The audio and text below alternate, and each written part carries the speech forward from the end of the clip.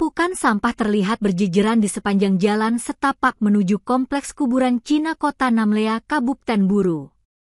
Pantauan tribunambon.com pukul 16 WIB Senin, 11 Agustus 2025, sampah yang didominasi oleh limbah plastik tersebut berserakan sepanjang kurang lebih 32 meter, sebagaimana diukur melalui Google Maps. Selain merusak pemandangan, tumpukan sampah juga mengeluarkan bau tidak sedap dan mengganggu kenyamanan masyarakat sekitar. Kondisi ini memicu keluhan dari warga yang kerap melintasi jalan tersebut. Tio Talabi, seorang pemuda yang sehari-hari berjualan di area tersebut, menyebutkan bahwa petugas kebersihan hanya mengangkut sampah dari bagian depan jalan utama saja. Sementara tumpukan sampah di sisi jalan menuju kompleks kuburan kerap dibiarkan begitu saja.